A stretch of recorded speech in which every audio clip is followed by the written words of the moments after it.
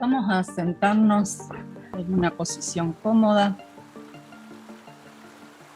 Vamos a hacer una relajación. Vamos a respirar profundo. Un par de veces. Y en cada expiración vamos a soltar todas las tensiones, todas las preocupaciones. Vamos a tranquilizar nuestro vehículo emocional.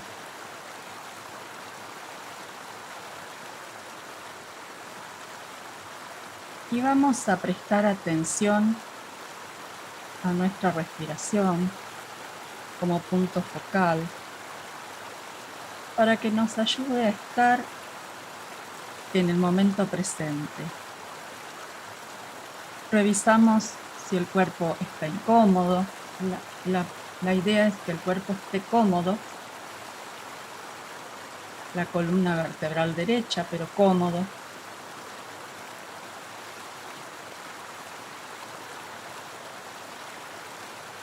Y nos concentramos en el aquí y ahora.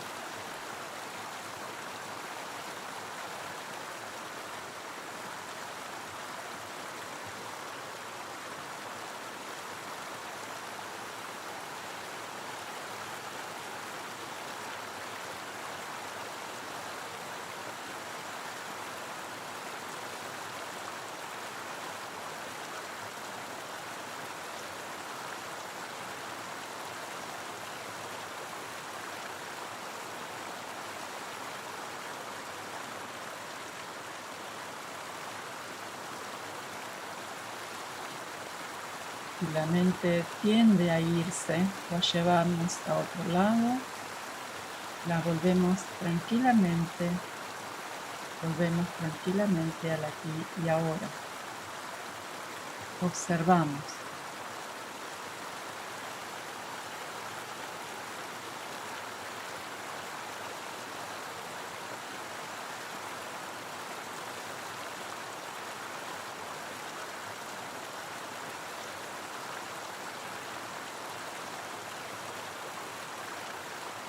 Lentamente tomamos conciencia de nuestro cuerpo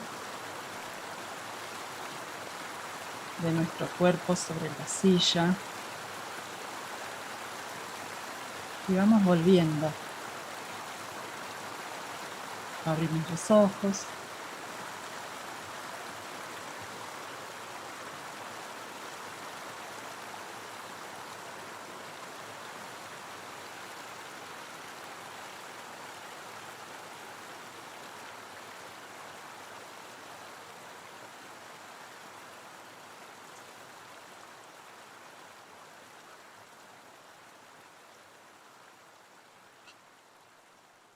Bueno, vamos a continuar con la introducción del libro. Bueno, vamos a hacer un repaso de los vehículos del hombre. Y antes de seguir adelante, muchos de ustedes han visto ya algo de los vehículos del hombre. Y hay distintas clasificaciones. Hay dos clasificaciones que son las que más se usan. Una de las que usaba Blavatsky, porque Blavatsky también en esa época había varias clasificaciones. Hay una que fundamentalmente es la que usaba ella, y otra un poco más moderna que la usan autores posteriores, como B. Stanley Bitter y Taimi. Entonces, esta sería la versión más moderna porque es la que sigue de algún modo Taimi. Pero tengan en cuenta que hay varias clasificaciones, hay un montón, y si incluimos filosofías o religiones, bueno, son innumerables las clasificaciones del ser humano. Y es como para ayudarnos a comprender, es algo, en realidad no estamos separados así, es todo un conjunto, ¿no es cierto?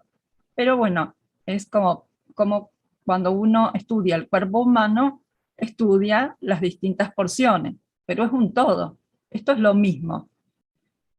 Bueno, tenemos acá el cuerpo físico. Estos son planos, o sea, nuestro cuerpo físico está compuesto de materia del plano físico. Así que los cuerpos que siguen, como el etérico, está compuesto de materia del plano etérico.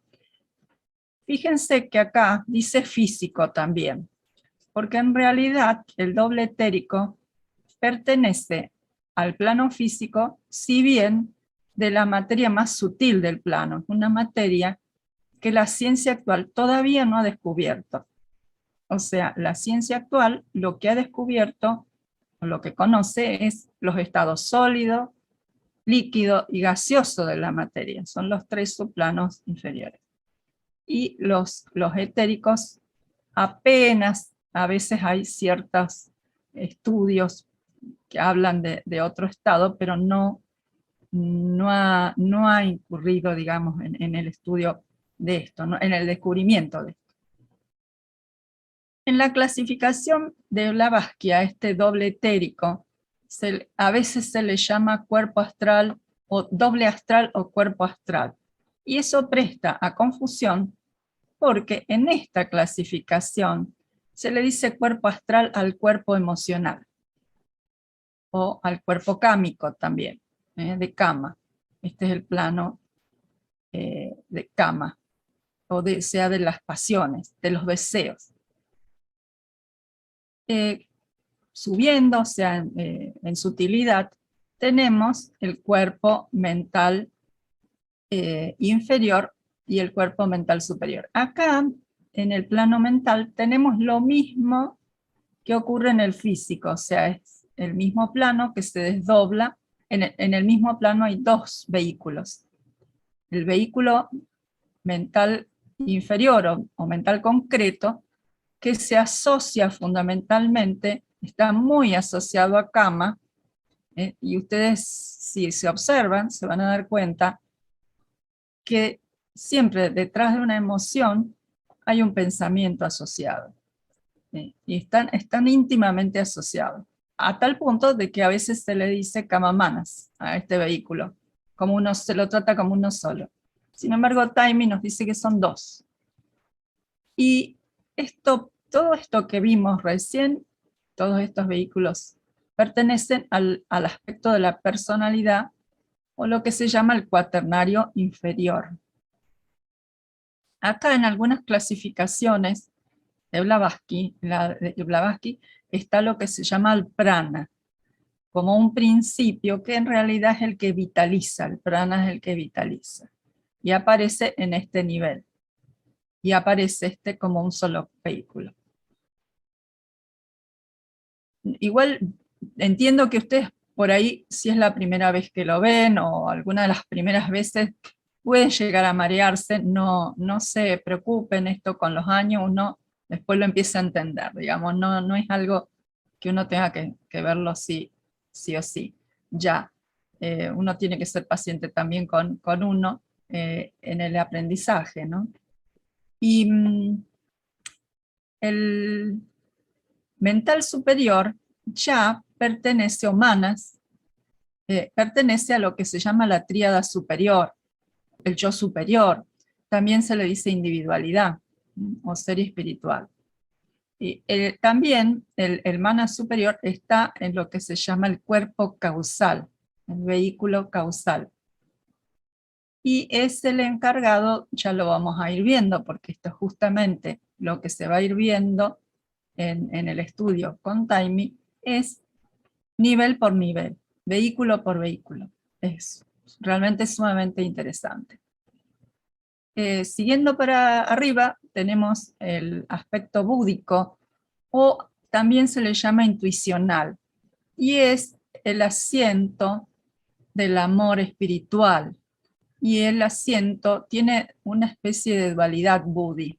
Por un lado, en los temperamentos más emocionales se manifiesta como amor, y en los temperamentos más mentales como comprensión profunda de las cosas. Pero en realidad ambos aspectos están en todos. A lo largo de todo nuestro progreso como humanos, vamos a desarrollar plenamente todos esos aspectos y se van a transformar en un solo aspecto de sabiduría. Y finalmente tenemos Atma, que es el aspecto de la voluntad, pero de la voluntad espiritual. O sea, este es un nivel, inclusive lo comenta Taimi, difícil de explicar, porque el que lo vivencia, le es difícil trasladar eso a su cerebro físico y después encontrar además las palabras para expresar lo que es y que nosotros lo entendamos, sin haberlo experimentado, lo cual eso es más difícil.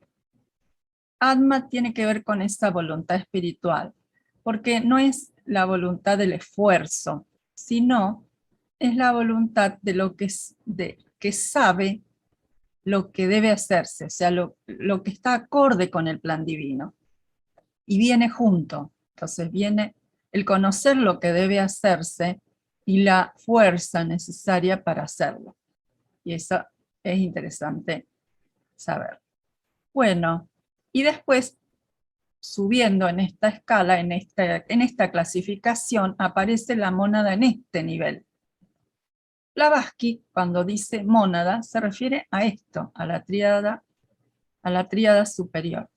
En esta clasificación, la mónada está situada arriba, pero sí tiene una definición interesante. La definición es que es la chispa indesprendida en el seno del Padre.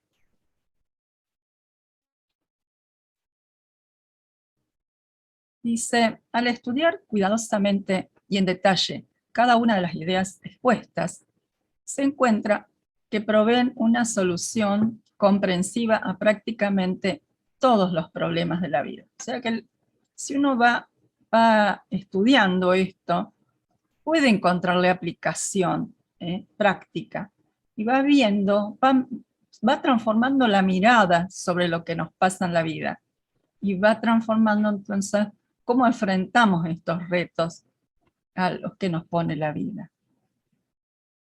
Dice, estas ideas para el novicio serán hechos no verificados, aunque puede convencerse de su verdad e inherente razonabilidad por el estudio minucioso de la literatura teosófica.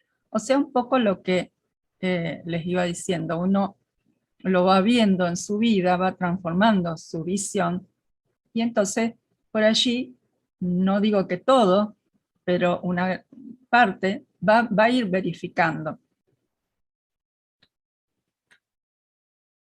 Dice, puede verificarlas gradualmente todo estudiante que recorra el sendero hacia la perfección.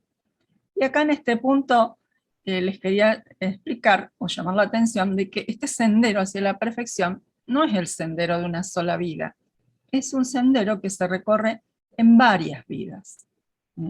Así que probablemente es un sendero que ya hemos iniciado todos los que estamos acá en otras vidas.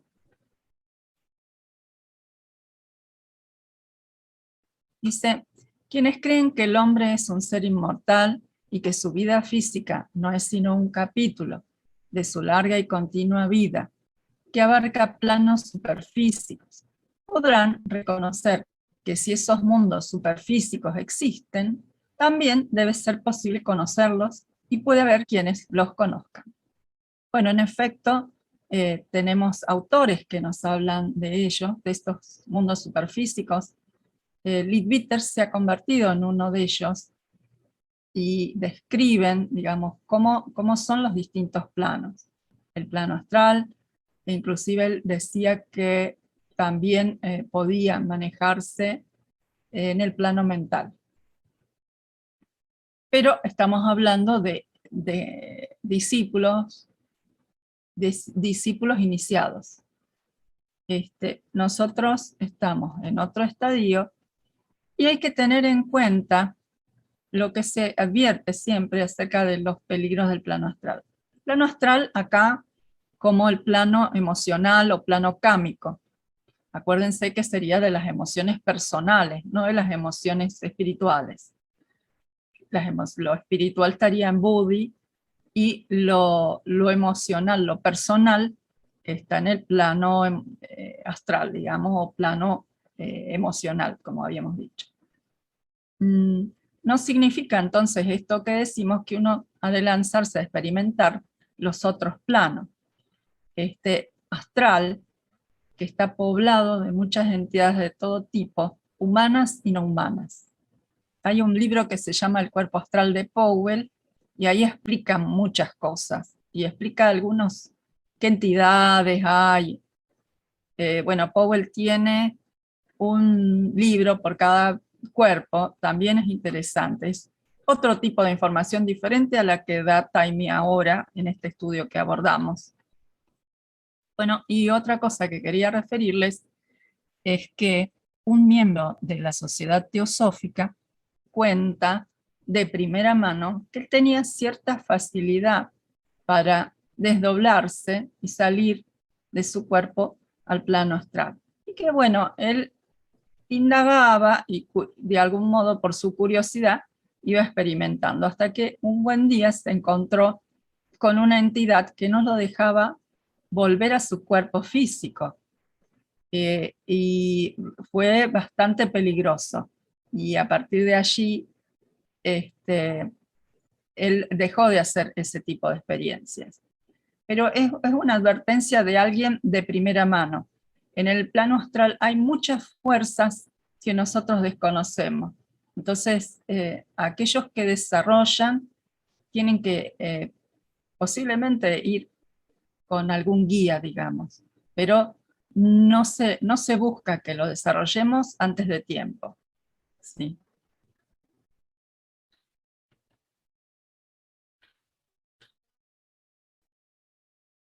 Bueno, desde tiempos inmemoriales han existido siempre en este planeta un grupo de seres altamente evolucionados de este saber oculto y lo han aplicado bajo condiciones estrictas al adelanto y guía de la raza humana. Bueno, trabajan, dice, en pro de la evolución, sirviéndose de los hombres y de los sucesos mundiales como de instrumentos para la realización del propósito divino. Bueno, dos de estos grandes seres han sido los maestros de Blavatsky.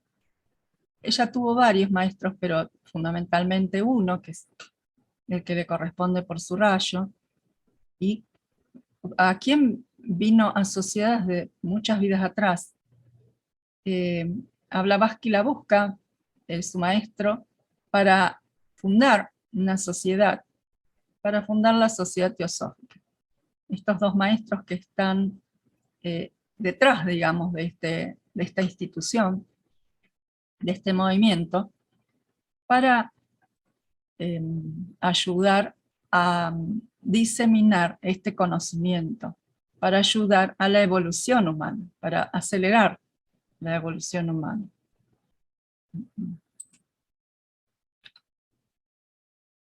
Bueno, dice, ellos han inspirado directamente la mayoría de los movimientos benéficos. Hay una cosa que quería comentarles. Los maestros en las cartas a Sinet, ahí explican que ellos no pueden interferir en el karma. O sea, porque uno diría, bueno, a lo mejor si tienen tantos poderes podrían, por ejemplo, impedir una guerra. No pueden interferir en el karma porque tomarían ese karma para ellos. Pero sí pueden inspirar o hacer cosas a través de los seres humanos, de sus discípulos, que todavía no están en esa etapa en la que están ellos, que todavía son más humanos. ellos dicen que forman parte de esa fraternidad blanca y que se entra en esta fraternidad cuando se convierten en un iniciado a través de la primera iniciación. Y incluye en sus filas desde discípulos iniciados hasta seres de inmenso poder y sabiduría inconcebibles para nosotros. Bueno, acá lo tenemos al Cristo, a Buda, que serían seres muy evolucionados, que nosotros no tenemos idea del grado en el que ellos están. Y también puse personalidades como Blavatsky o Krishnamurti o Annie Besant, porque ellos eran discípulos iniciados. El grado no lo sabemos, pero sí eran discípulos y ellos pertenecían a la fraternidad blanca. Todo conocimiento existe eternamente en la conciencia de nuestro logos solar, digamos, el logos de nuestro sistema solar. Tenemos que desarrollar nuestras facultades internas y sintonizar o purificar, podría ser, nuestros vehículos con los diversos niveles de la conciencia del logos para entrar en contacto con ese conocimiento en los diferentes niveles. O sea, el conocimiento está en la conciencia de nuestro logos solar, todo el conocimiento. Y si nosotros sutilizamos, digamos, nuestros vehículos y se desarrollan nuestras facultades internas, podemos acceder a ese conocimiento. Ahora, ¿qué significa desarrollar nuestras facultades internas? Y la pregunta es si se refiere a desarrollar los poderes psíquicos, porque a veces podemos llegar a pensar eso. No, para nada, no tiene que ver con el tema de los poderes psíquicos, sino que se refiere esencialmente al desarrollo del aspecto intuicional de nuestra naturaleza. Ese aspecto que hablamos cuando hablamos de Buddhi. Es en ese nivel en donde tenemos conciencia de la unidad. Si nosotros despertamos al nivel de Buddhi, vamos a tener conciencia de la unidad. Hay una experiencia que cuenta Krishnamurti, que él tuvo esa experiencia, donde él era no solo él mismo, sino el árbol donde estaba apoyado haciendo la meditación, era el hombre que estaba cruzando la carretera, era el pájaro que pasaba volando, o sea, él por dentro sentía que era cada uno de ellos. Entonces, esa es la conciencia de la unidad. Es el aspecto humano que nos da la comprensión y también el amor espiritual. Allí, en ese nivel, sabemos, solo sabemos. Bueno, dado que el conocimiento en los niveles trascendentes es solo posible de lograrse por propio desenvolvimiento y experiencia, es imposible comunicar a otros ese conocimiento y formularlo esquemáticamente ante el mundo como cualquier otro conocimiento científico. O sea, esto es un conocimiento que tiene que ver con lo experiencial. A veces es difícil comunicar algo a otro si el otro no experimentó esa situación, por ejemplo. El otro tal vez puede hacer un esfuerzo de imaginación, lo mismo, bueno, si nos comunican a nosotros algo por lo cual no pasamos, uno puede hacer un esfuerzo imaginativo tal vez, pero en realidad no es comprensible. El conocimiento, dice, ese conocimiento en particular no es solo incomunicable, sino también incomprensible al intelecto humano. Porque pensemos que está hablando de conocimiento en niveles superiores a manas. Está hablando del nivel búdico y del nivel átmico. El conocimiento más avanzado de los misterios de la naturaleza, que confiere poderes a los iniciados, solo se imparte a discípulos de confianza de los adeptos, que hayan demostrado, a través de un largo periodo probatorio, estar totalmente dedicados a servir a los intereses reales de la humanidad y ser incapaces de corrupción y de usar el conocimiento para sus propios fines egoístas. O sea, cuando un adepto, un maestro, fija la vista en un ser humano que pueda tener posibilidades de ser un discípulo y ser luego de ser un discípulo iniciado y entrar en esa fraternidad blanca, dedicarse enteramente a la humanidad, es puesto a prueba. Acá dice un largo periodo. Algunos lo hacen en una aprobación más corta, algunos fracasan en la aprobación. En las primeras épocas de la Sociedad Teosófica, donde había mucho revuelo acerca de este tema, hay algunos que inclusive hasta recibieron cartas de los maestros y que fracasaron. Por supuesto, en otra vida no tendrán otra oportunidad, por supuesto, porque es la línea que sigue la evolución continúa. Digamos, ahora no pasamos la prueba de matemática, bueno, vamos a seguir estudiando y en otro momento nos presentamos para rendir el examen y rendiremos bien. Eso pasa así. Es por eso que a toda persona que se sienta atraída por el ocultismo por razones egoístas, dice, aunque su egoísmo sea muy sutil, se le niega esa ayuda. O sea, esto es importante. A veces creemos que no somos egoístas y hay un egoísmo sutil.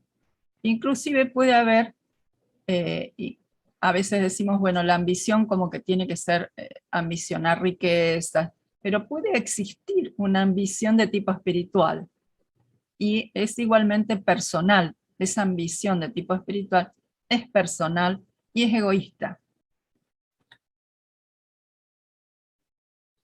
Bueno, yo hice unas anotaciones de que para mí es importante poder darnos cuenta cuando algo que se produce en nosotros tiene el componente egoísta o del yo personal.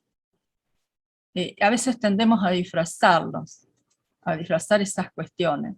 Es fundamental no disfrazarlos, especialmente para nosotros mismos, porque esa sinceridad no es que requiera que uno lo cuente a los demás, sino que lo importante es que uno sea sincero con uno mismo y que uno no se sienta mal por eso que ve de uno, ese componente egoísta, sino porque si no uno a veces asocia malas cualidades de uno con alguna imagen, digamos, y uno piensa que no debería tal cosa.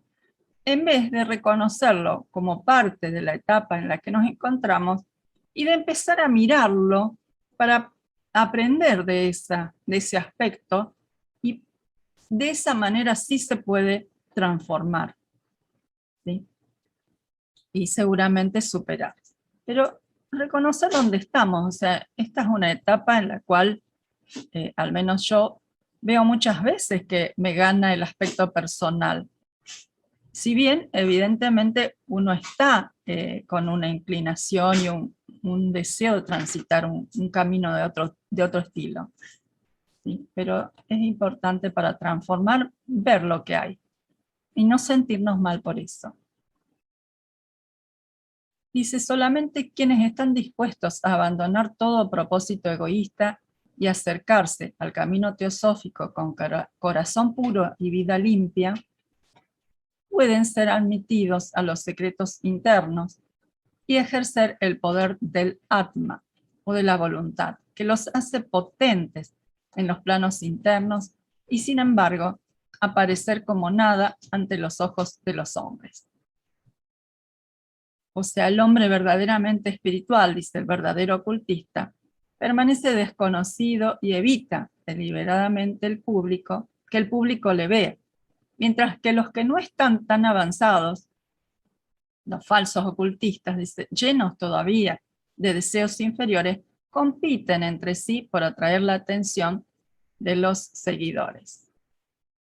Bueno, acá quería hacer una aclaración sobre el término ocultismo. Se suele usar mucho y a veces se asocia con la magia oscura o con las brujerías. Aquí está usado en otro sentido. Para nada ese es el significado. El ocultismo es porque se refiere a un conocimiento que es oculto al común de los hombres. Por eso se llama ocultismo. Y fíjense que es el conocimiento que nos va a hacer transitar un sendero de tipo espiritual. Así que dice, quien observe la sociedad actual se dará cuenta de la prudencia de mantener fuera del alcance de una humanidad no desarrollada y en cierto sentido todavía bárbara, el conocimiento de las fuerzas más sutiles de la naturaleza. Bueno, yo creo que en estos días estamos viendo el tema de la guerra, realmente la humanidad todavía está en un estado de barbarie. Estas fuerzas son infinitamente más potentes para causar daño y pueden destruir rápidamente a quienes las usan mal. O sea, eso es importante tenerlo en cuenta. No meterse con algo que uno no maneja y que uno no va a poder manejar, ¿no? Estar advertido de esto.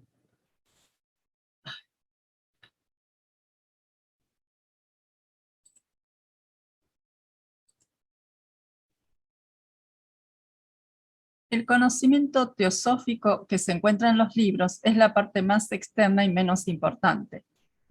No obstante, este pequeño conocimiento que se ha revelado es suficiente para darle al buscador sincero de la verdad una pista satisfactoria para la solución de los problemas de la vida y capacitarlo para realizar los primeros pasos en el sendero de realización.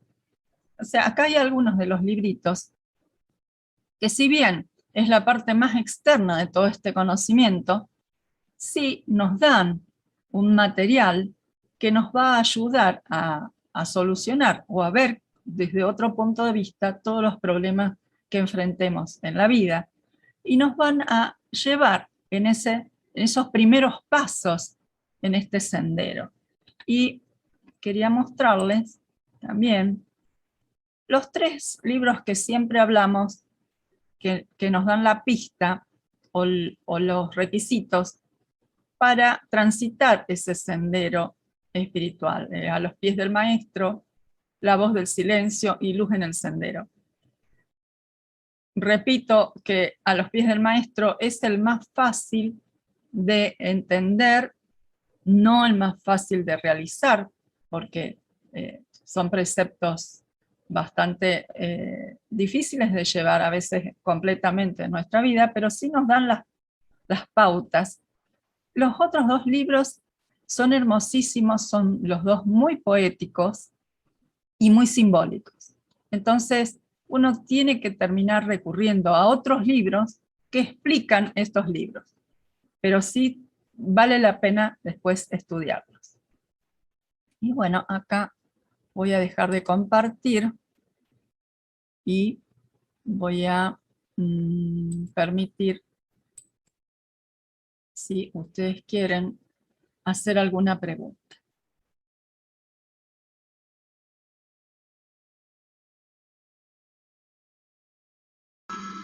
Emilce, en el chat tienes una pregunta.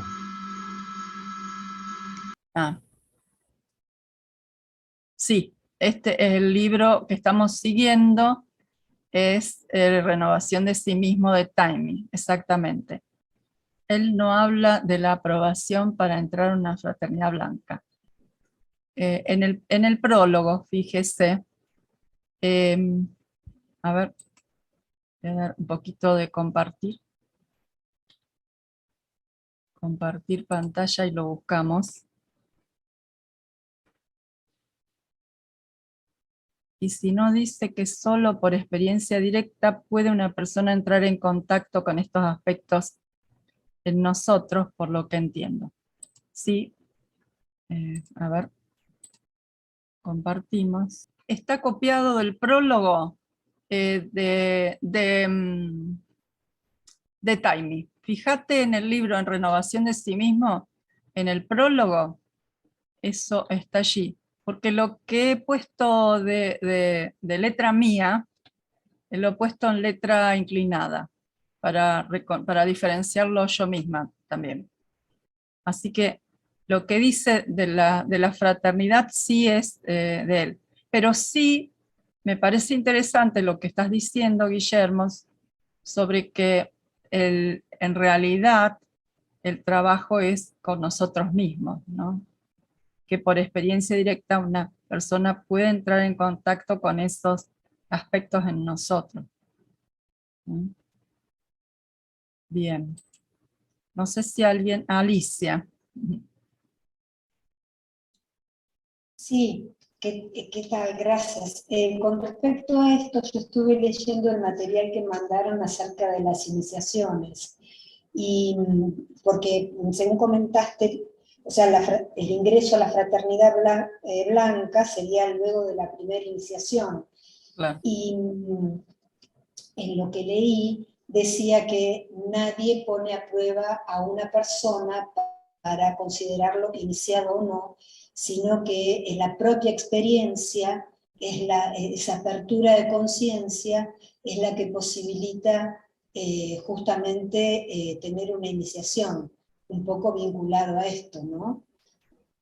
Sí, yo reenvié, Eso. sí, reenvié el libro que me eh, mandó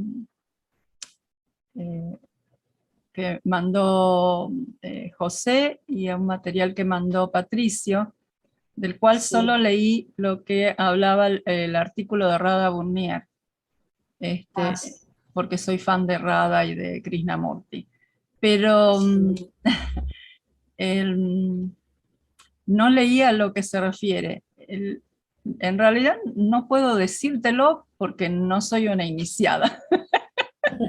Y me parece que me faltan algunas vidas. Pero este, eh, lo que se dice, o sea, el que dice esto es Lidviter, que uno, el maestro antes de tomarte, porque el maestro asume el karma, lo dicen algunos otros autores también, no solo Lidviter. El maestro cuando toma a un discípulo asume un karma también, en realidad. Entonces él tiene que asegurarse de que ese discípulo realmente esté en condiciones y existe una aprobación. El que habla mucho sobre ese tema es Juan Viñas. Los videos que hay de Juan Viñas, cuando habla de maestros y discípulos, él habla de eso. Y en algunas de las cartas de los maestros se habla de eso también. En las cartas de los maestros a Sinet hay mucho material sobre la aprobación y el discipulado. Y eso es de primera mano, porque los que lo escribieron mayormente fue el maestro Cach. Así que yo creo que la aprobación, si bien por ahí podemos verlo desde los dos lados, porque por supuesto que se va produciendo una ampliación de conciencia, y eso es algo que lo produce, se va produciendo en uno, digamos, y es por uno mismo. A veces la función del maestro es solo esa, es de algún modo regar con su energía al discípulo, y eso lo ayuda solo a crecer. Fíjense que cuando nosotros nos asociamos a una persona, a veces una pareja o el hijo, nosotros absorbemos cosas del otro, inclusive sin hacer ningún esfuerzo, se absorbe, se mezcla. Se dice que la relación entre el maestro y el discípulo es de la misma manera. Se va produciendo absorción de cosas de la naturaleza del maestro. Pero como esa unión implica una unión como muy íntima, digamos, inclusive en el tema del aura del maestro, el maestro tiene que estar muy seguro de que esa persona sea pura, inegoísta, y de que no vaya a ser arrastrada por cuestiones personales. Si bien los aspectos personales tengo entendido que se diluyen en forma completa en la quinta iniciación. Sí. Todavía hay en las primeras iniciaciones, pero tiene que tener un grado de autocontrol y de poder controlar esa personalidad y de pureza grande, digamos, que no use ese conocimiento para beneficio propio, porque si no se transforma en el lado oscuro de la cosa, digamos, si se usa para eso. Buenas tardes, Denise. ¿Qué tal, Luis? ¿Cómo estás? Bien, gracias por ya hay los cursos que comienzan a surgir de ustedes. Y tenía una pregunta. En algún momento tocaste el que hay una ambición, aunque sea espiritual. Comentaste el hecho de tener seguidores. Y los avatares más excelsos también tuvieron seguidores. ¿Ellos no querían seguidores? ¿Cómo es que, Bien. digamos, cómo es la situación en esos dos casos? Sí, hay cuestiones que hay que diferenciar. Hay de tanto en tanto seres que vienen a cumplir una misión y que es diseminar un conocimiento o renovar ciertos conocimientos que están en todas las religiones y son mayormente los creadores de una religión, como por ejemplo Jesucristo. Él fue alguien, un ser muy avanzado, en el cual fue vehículo de algo con lo cual se dispara una religión. Fíjate que tiene un alcance mundial. Si bien él lo que enseñaba era puro, después por ahí el ser humano va tergiversando eso y se necesita, digamos, que vuelva a venir otro gran instructor. Y para difundir esa enseñanza, evidentemente esos instructores tienen seguidores. Fíjense, el caso más como actual podría ser el de Krishnamurti. Él, se lo considera en algunos círculos un instructor de tipo espiritual. Y él tenía seguidores, él tenía charlas donde tenía miles de personas. Pero ese ser, o Krishnamurti en sí, no estaba afectado por eso. O sea, a él no estaba interesado o no se sentía más importante porque él diera charlas. Él lo explica. Hay una charla muy linda que tiene con unos chicos, muy, muy chiquita, y explica por qué es lo que se siente lastimado dentro de uno. Y habla de las imágenes. Y habla de ser nada. Eso también se los puedo buscar. Inclusive hay uno de los videos, que eso lo descubrió Martín, en el cual hay una persona que le dice de todo, o sea, lo maltrata, le dice, o sea, en palabras, ¿no? Lo pelea, le dice de todo. Krishnamurti no se inmuta, pero absolutamente para nada, no se le mueve un pelo. Él ya ha llegado una etapa donde lo personal no está. A nosotros si nos halagan o nos critican, nos sentimos muy bien y geniales si nos halagan y muy mal si nos critican. ¿Por qué? Porque prima nuestro aspecto personal en esa cuestión. No hemos superado eso. Pero estos seres sí. Así que en ese caso no. No sería alguien como el falso ocultista. Pero sí, también, por otra parte, existen muchos seres que tienen un gran desarrollo espiritual y aparecen, como dice allí, como nada ante los ojos de los hombres. A lo mejor, ¿me entienden? También se dice que estos seres tan desarrollados tratan de escapar de algún modo de la vista del humano, porque dice, serían, el maestro Cache creo que dice, que si ellos se expusieran, serían crucificados como fue crucificado Jesús. Gracias. No, no sé si está contestado.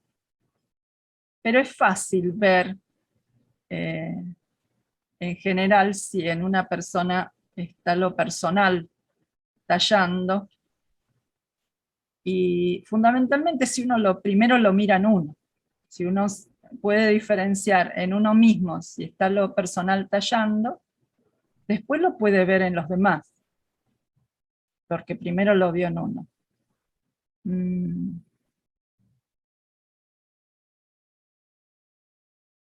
Si no hay otra pregunta. Hay otra cosa, una cosa que yo tengo siempre que uso es que si algo me lastima o me halaga, está lo personal. No hay forma, hay una parte de Luz en el Sendero, del librito ese Luz en el Sendero. Ya ahora no me acuerdo en qué palabras lo dice, pero sí me hace entender que si uno es movido por alguna de esas cosas, es la personalidad. El ser, el ser interno. Unice, Sí. ¿Qué tal, Adriana? yo lo he oído. Hola, ¿cómo estás? Buenas tardes. Yo he oído que dice, para saber si estamos en equilibrio, ninguna ofensa y ningún halago te debe de afectar. Claro, sí, sí. Exacto. Pero bueno, ahí uno se da cuenta que, bueno, todavía falta.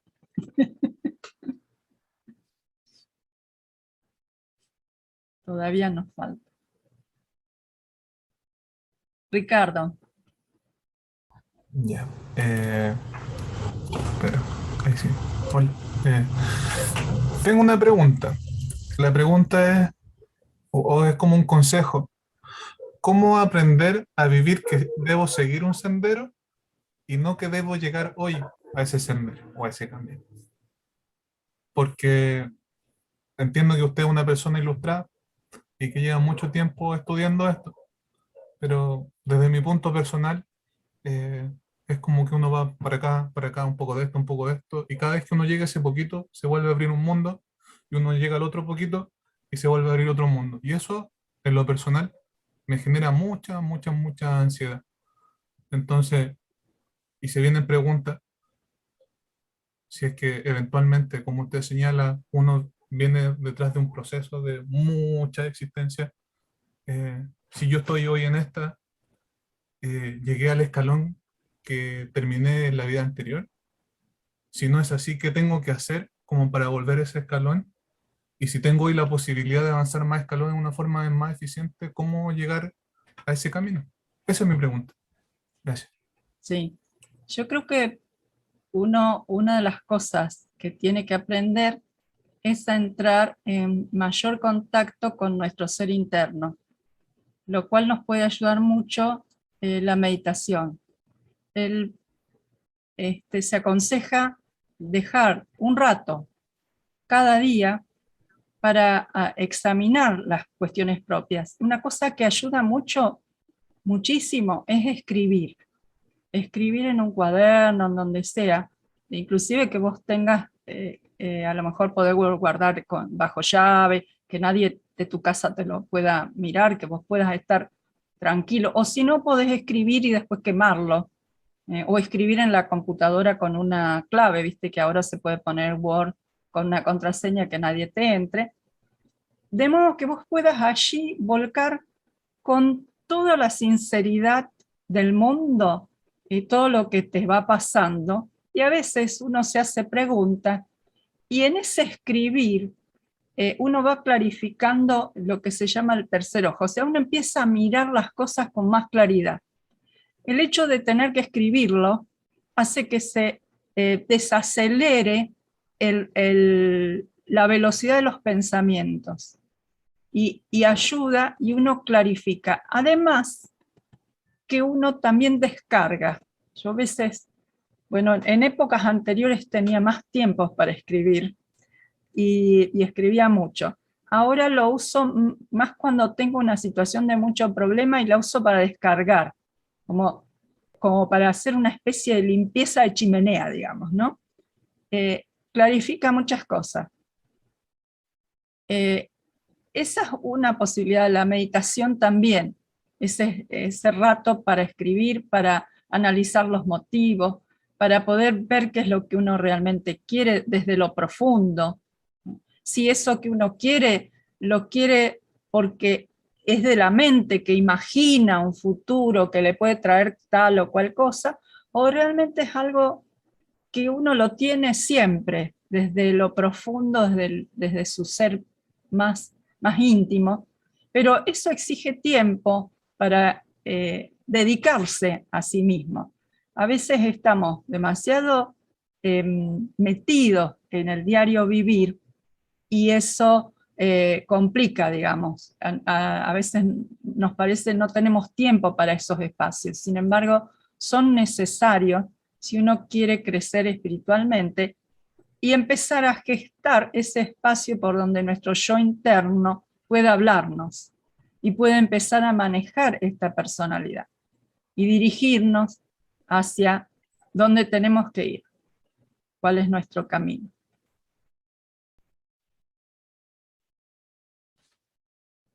Vamos a cerrar con la invocación de "Oh vida oculta".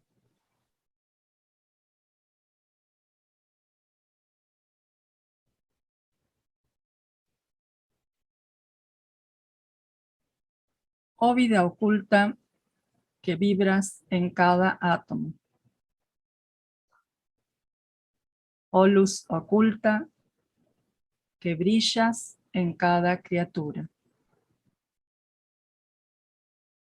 Oh amor oculto que todo lo abarcas en la unidad.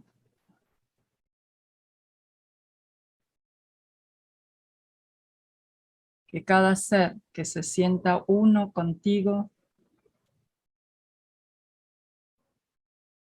sepa que él es, por lo tanto, también uno con todo lo demás.